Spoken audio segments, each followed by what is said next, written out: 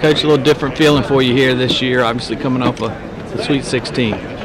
Yeah, last year was a lot of fun. We extremely proud of the way our guys played, especially after Dante Grantham's injury. For us to kind of regroup and get ourselves back together and still play really well, make a Sweet 16 run was very gratifying and special. I'm really proud of the way our kids finished last season. Elephant in the room, obviously this year is the FBI investigation, and I'm sure you're getting a lot of questions about that. Do you feel like it's time for some of the coaches that play by the rules to be more vocal about those that don't? I don't know about all that. I'm not going to talk a lot about the FBI stuff. I said some stuff during our media day, and I'd rather this be more about our team than what's going on. I do think, obviously, that there's some things going on in our sport that some of us are really disappointed about, and hopefully some of it's going to be fixed, but we'll have to wait and see. Brad, ACC announced today that next year they're going to have 2 games prior to the first of the year. What's your thoughts on that? We're going to have a couple really early games, first game of the season. I think it's good. I think when you're trying to fit 20 games into a league schedule, it's really hard. There's never a great time. But I think, as a league, we're kind of making a statement. We want our league to be the first thing that's going on in college basketball. And so when we start the season, we'll be playing each other. And, there'll be some changes from the standpoint of teams won't be the same in November that they are in January, February with conference. But I still think it's good to get the basketball world thinking basketball, and one of the best ways to do that is to have great matchups at the beginning of the season. Coach, Amir Sims came on last season. What have you wanted to see out of him in terms of growth, and what have you seen? Just natural progression as a player. He's worked really hard on his outside shooting, which is something that we've been working with him on for a year now, so that he can stretch the floor and we can have spacing when we play. When he plays with Eli, one of our bigger players, and then just leadership. I think he's one of those guys who's going to be a big leader in our program, and even though he's a little bit younger, I don't think leadership discriminates. I don't think you have to be a senior or the captain on the team to be a leader. I think you can lead in a lot of different ways. And I think he's a very well-respected, bright young man, and so I really talked to him about doing that, and I'm very pleased with the way he's responded. Is there performances from last year where you realize things were starting to click for him? One that kind of sticks out to you? Not really. I just think, he was growing and improving. I think he just needed more opportunity.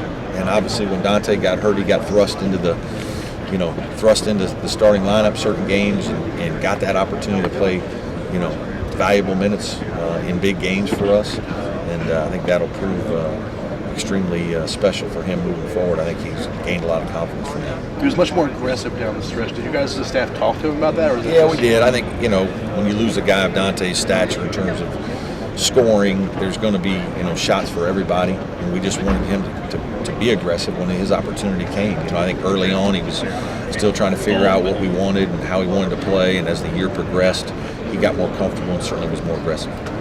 Speaking of being aggressive, how do you teach players when to be patient and when to assert themselves? Yeah, I think some of that's a learned skill, and I think some of it's kind of the nature of the player. I think certain guys you're going to allow to be more aggressive. They have a scoring mentality. I think they have a knack to make plays, and sometimes they can make tougher shots than other guys. And so what may be a good shot for one player may not be the same for another.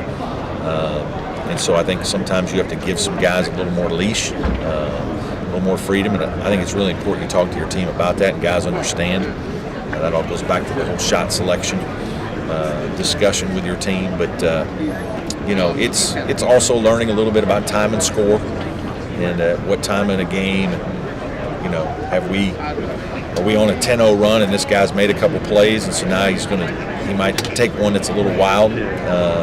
But if we're on an 8-0 deficit, we might need to move the ball a little bit and try to get a paint touch before we make a play. And I think that's the kind of things you have to teach young people. And how about as a coach, the balance between being patient with either individuals or the group and being demanding? That's one of Coach Knight's old quotes. great balance that great teachers have between being patient and demanding. I think that's one of the most challenging things to do is to know when to be what and to how patient can you be. Sometimes when you're too patient, development doesn't happen fast enough. You're constantly waiting for guys to improve and get better, and then obviously when you're demanding too much, you can curtail development. And so I think that's the key to coaching, to be honest with you. And it's really understanding the relationships of the players to understand what they need to how you can then apply those two principles. Does the makeup of this team, Brad, give you a little leeway to be less patient just because of this? I mean, at times, I think,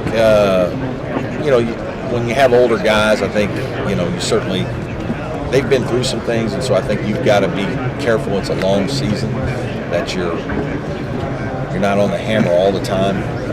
But at the same time, I think you have expectations that these guys know need to be met, and when they're not being met, either by them or other players on the team at a certain point, discussion needs to happen to make sure that we get to those expectations. And our guys understand that. They appreciate that. I think if you're open and honest with them, they'll get you where you need to be. So do we assume now that your program is at a place where it can sustain excellence from year to year? I don't know. I hope so. Certainly that's the next step for our program, is to be consistently good. We've had some nice seasons at times, and I think we've been, fairly competitive in the league in certain years back to back, but I don't know that we've ever, gotten to the top part of the league, and certainly haven't made runs into the Sweet 16 and things like that. And that's our next step as a program. That's what we're trying to do. It's certainly what we've talked about with our players, but it's also very challenging. Every season's different. This year's team, we have an older, experienced group. Obviously, next year's team will be a little bit younger.